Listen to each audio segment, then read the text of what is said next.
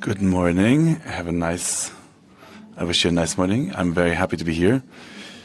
Sick and healthy are currently some of the most important social markers, and not just since the pandemics.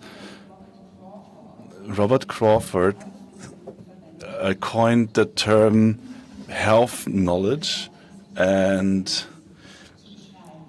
to describe the new overvaluing of health thinking. Health has been elevated to a central value in life, a kind of metaphor for everything good in life. This excessive fixation is ubiquitous today. If you think of terms like financial health, healthy relationships, and so on. And this shows also in the widespread dissemination of a pathological culture, the inflationary use of psychopathological terms like trauma and trigger, the assumption that illness is everywhere. If we're being frank, for example, right-wing despots are psychopaths, being late is typical of ADHD, these kind of tropes.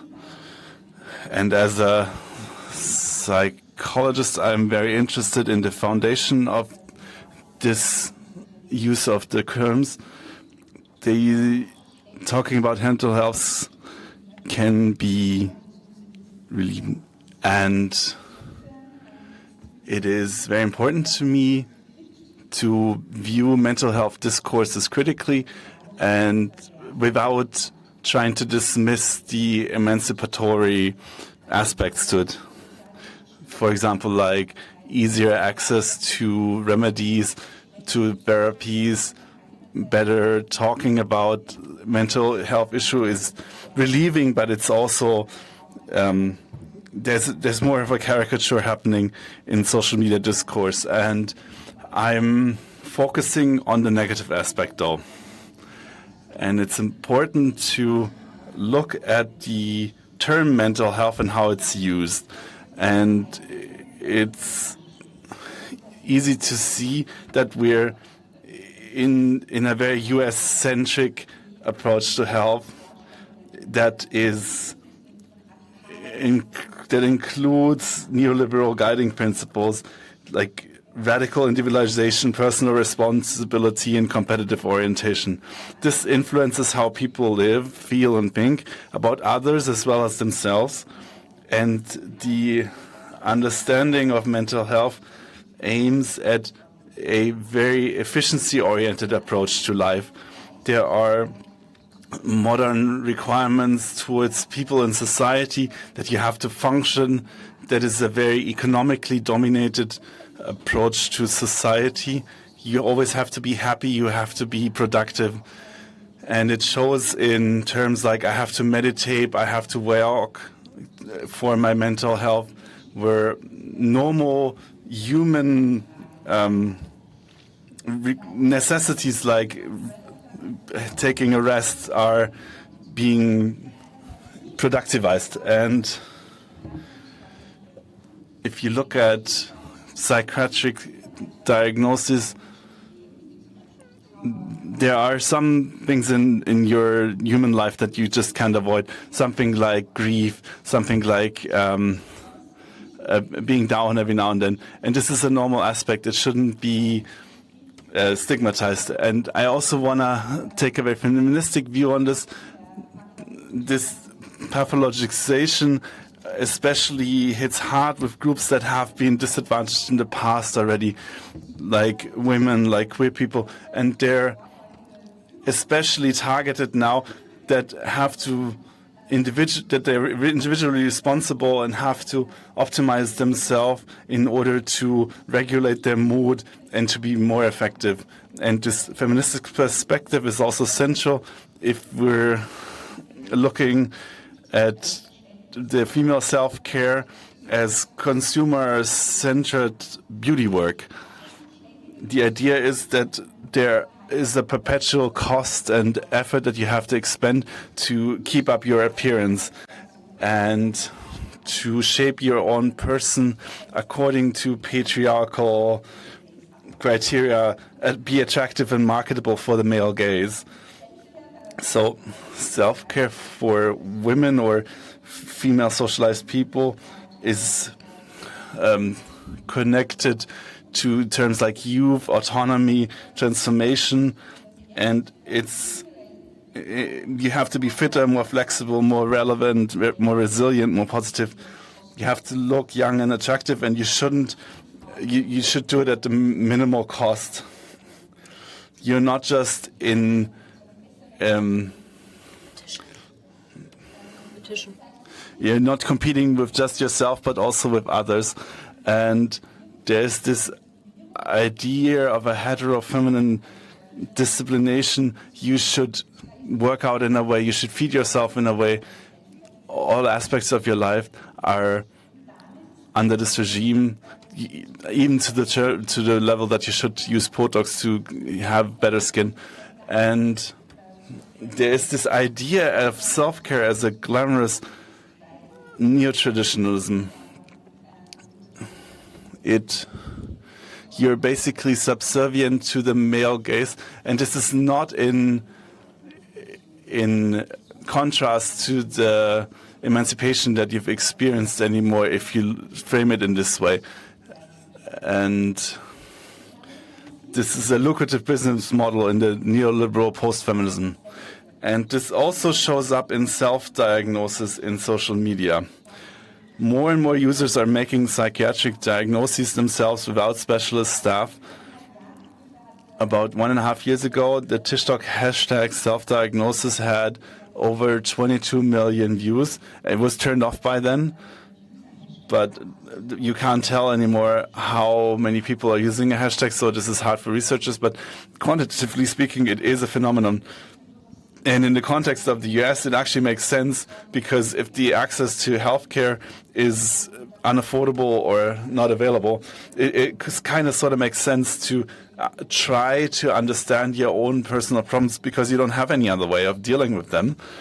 But in Europe, the diagnosis process is sometimes also lengthy and expensive, but nevertheless, we're still in a completely different frame of reference with regards to this.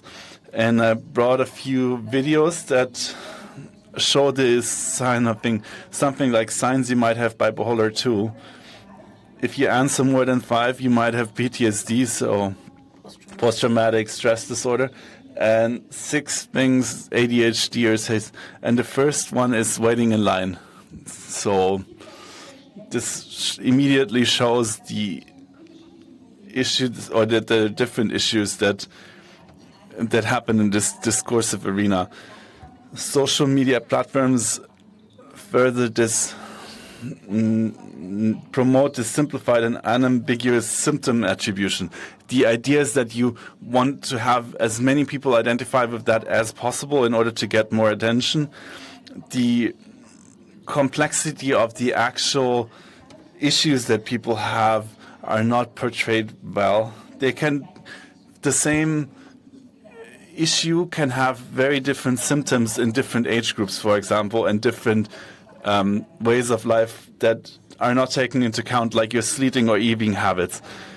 And there are also other issues that may be that there may be an obstacle to your recovery and that are then overlooked, like biological issues, for example, if you have issues with your thyroid gland. And it's clearly an issue that the people who create this kind of content are not experts, so there's a lot of lack of expertise. They have no training. For example, there's a viral TikTok video with 4 million views that claimed that earworms are a sign of ADHD, but it's also shown in studies that more than half of the 100 most popular ADHD videos portray very misleading information. And about 70% of popular ADHD TikToks actually portray normal human experiences and not something that is considered clinical, same as for example, waiting in the queue. And another topic that is very closely linked is the commercialization. The popularization of mental illness expands many markets. And it's not just about classical things like therapy or medication, but many more products and services like nutritional supplements, online coachings, online therapeutic services, focus pills. This is an example I wanted to show you. It's there's even a crystal studded hair do that was selling very well. So there's a necklace that you can wear with the clinical drug that helps against ADHD. Books for ADHD for smartest women, and this shows immediately these products are being marketed by bodies that are considered conventionally attractive. Same, for example, the influencer Corinna Kropp, she's very famous on YouTube. She has about 6 million followers on Instagram, and she's also doing not safe for work contents on OnlyFans. She was very successful in promoting the shirt and jumper My Anxiety. So for someone like her who conforms to the social beauty standards, there's no risk in wearing this kind of body wear. But someone who may, for example, have hygiene deficits or is not considered conventionally attractive, they probably would face much more risk when trying to embody this and this kind of image and trying to be open about their mental health. And the target audience for this kind of cool merch are mostly young people, mostly female youth, and it's sold to them as an emancipatory act like Own Your Stigma. I brought you, those are two more shirts that I want to show you. One of them is Borderline Babe, and the other one says, My anxiety is chronic, but this ass is iconic. So we have a dilemma on our hands.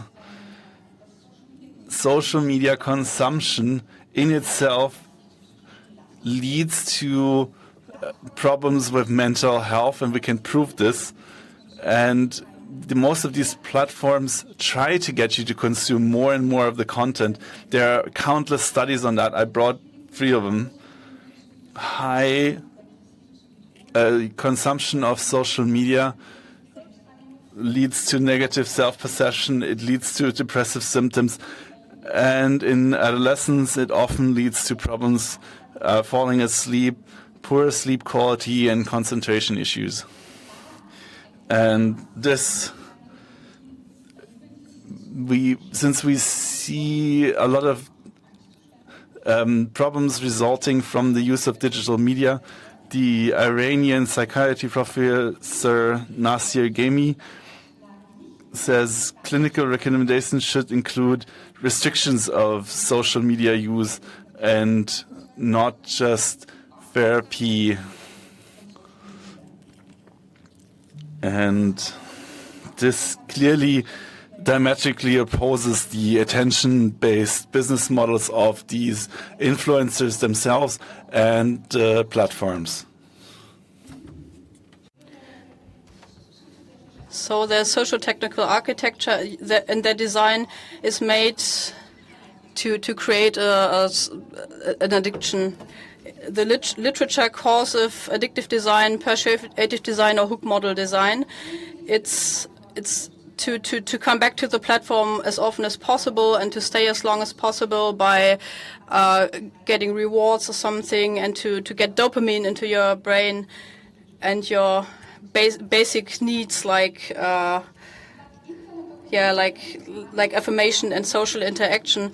And there has been something at the company of TikTok that 35 minutes of use can make you addicted, and they know that the usage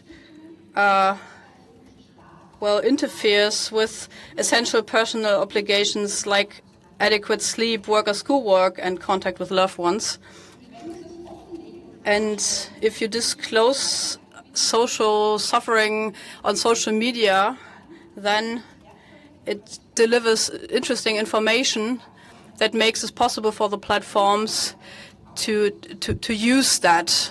And that's something that Ian Russell formulated for Meta. He's a father of Molly, and she was on Instagram, and she was caught in a maelstrom of depressive content on Instagram and committed suicide. And he founded the Molly Rose Foundation to prevent suicide in youngsters. And he asks Meta to stop monetizing suffering.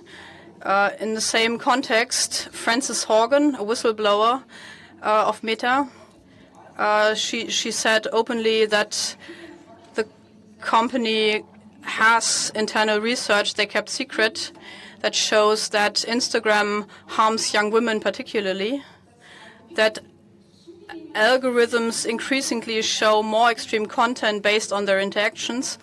In the case of Molly Rose, it was self-harm and suicide content. And there is an awareness of a downward spiral and mental distress that's caused by algorithm, especially in young people. And there's no safeguards of sharing these findings with policymakers, and they don't share that with important people. So as scandalous it might seem, it's not a single case. It's more the case that the thousands of private companies use that to make money, and they ignore basically the system.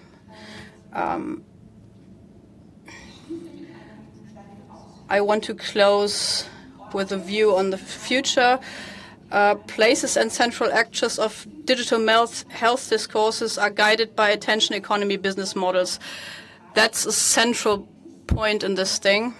When it goes about, like, when you think about what kind of image you have of this and what's popularized and what's dominant about it. Social media are not neutral spaces of exchange and information, but they are spaces of algorithmicization, selection and staging of content, of experiences, of knowledge.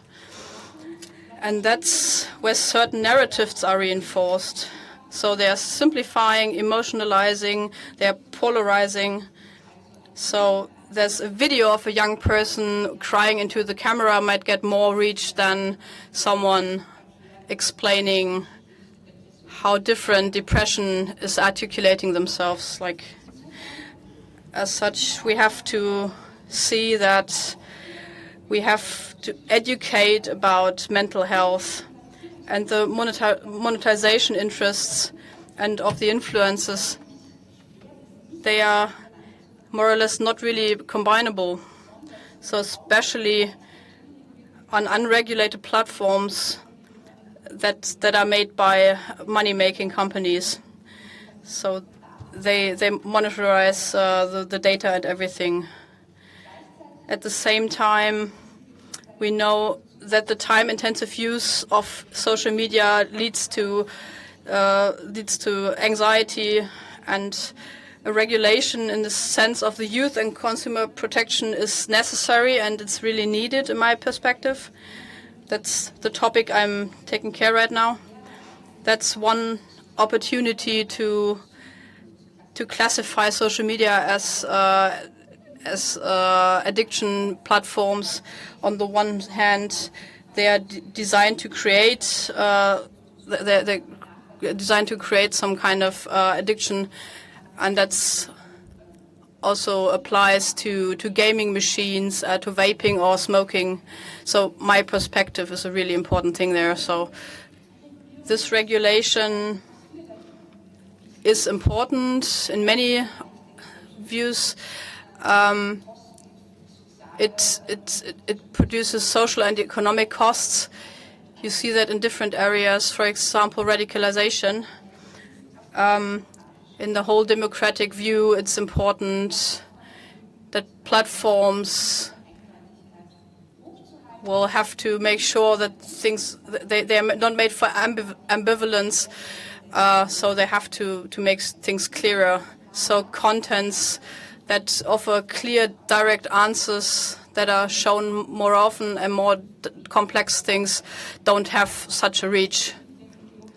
And the democratic principle of asking, it doesn't combine with that. The political system not only it's a life practice, an orientation of the social world and the democratic values that you have to ask yourself if it's really true. In general, the whole society has the need of explanations that shows in examples like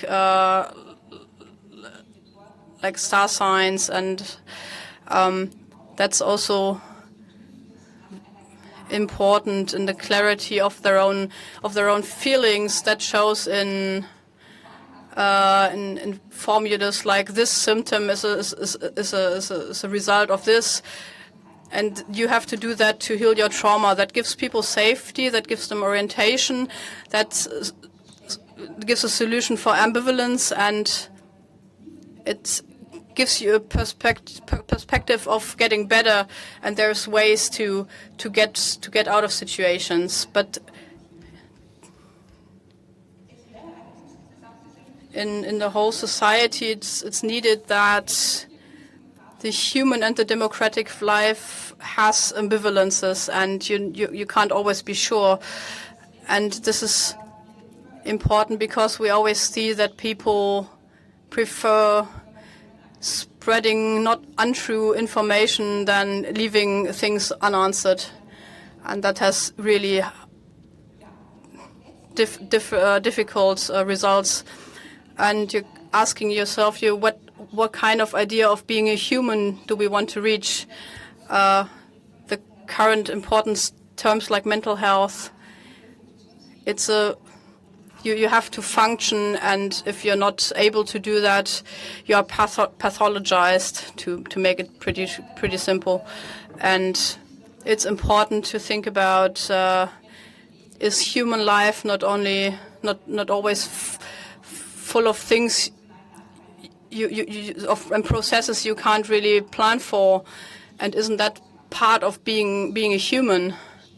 And I'm closing with a pledge against the capitalization of inner worlds, and for the politicization of inner worlds, for a political and social framework and an image of, on the one hand, of socially sustainable and a differentiating system of social and psychological problems, and independent of commercial interests especially, but also an image of a human where you can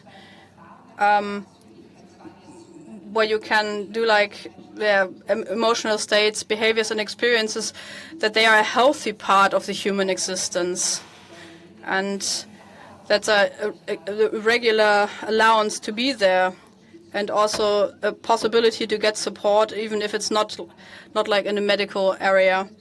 That many psychotherapists told me in my research, people only get help when they are called sick. So it would be important to also have structures, and you get support even if you're not really clinically depressed. And lastly, it's important to find connected rooms for everyone and to create them without pathologizing and having a consumerism where the people can accept themselves and others in their vulnerabilities they have without losing worth in the society, because you could make yourself happy in the I-centered neoliberal situation, but also without having vulnerability being part of the amount of what you can do. And you don't have to always optimize yourself, but also because it's part of the human life. Thank you.